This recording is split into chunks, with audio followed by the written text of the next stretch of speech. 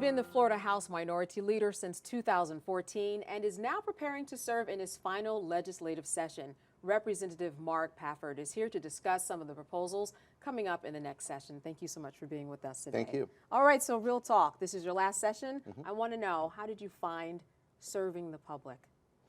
You know, it's the people of House District 88 and then 86 after redistricting that I've been able to think about most often. Anytime you take a vote up here, you have an opportunity to make choices.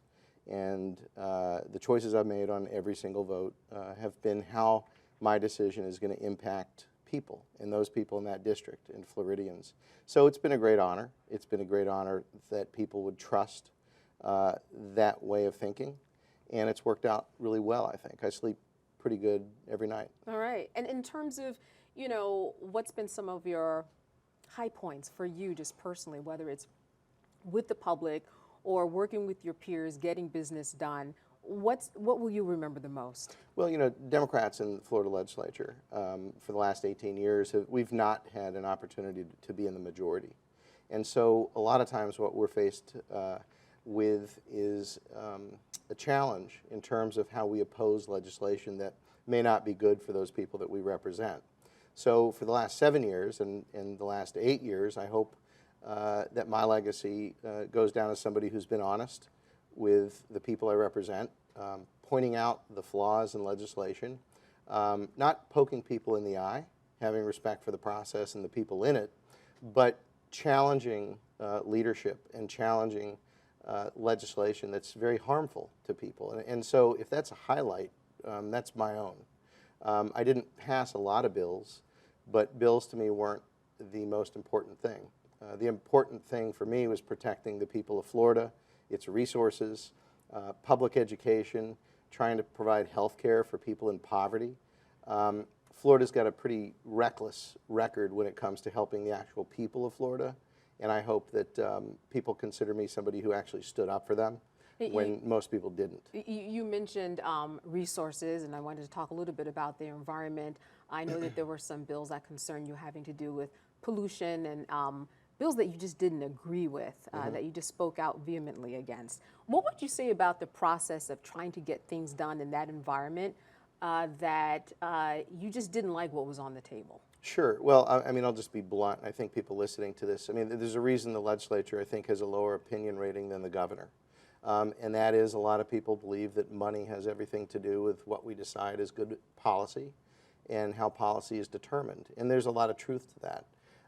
Being in the minority, being somebody who opposes legislation that might be favored by large corporations and the very wealthy, and we're talking about the environment and the pollution. Absolutely, those specific bills sure. There. And you look at some of the bills that are on tap this year.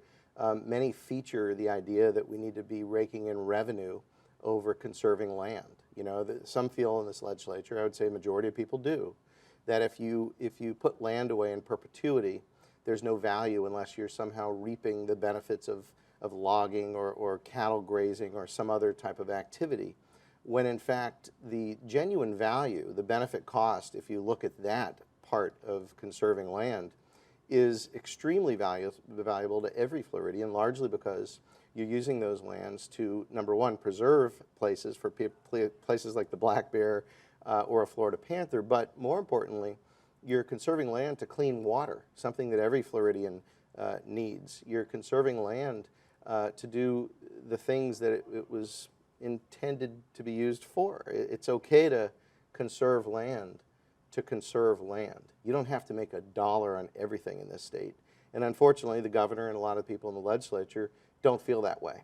And money is the number one overall priority, whether it be for profiteering or filling a campaign coffer. So in terms of what an outsider might just not know, what can you tell us as an outsider that we just can't know, that you could only know by serving in this position? We have about 20 seconds left, but I really think it's interesting to hear your insight, because you are on the inside, and from the outside we say, oh, it takes so long to pass a bill, and why didn't this happen? Seemed like he or she had the support.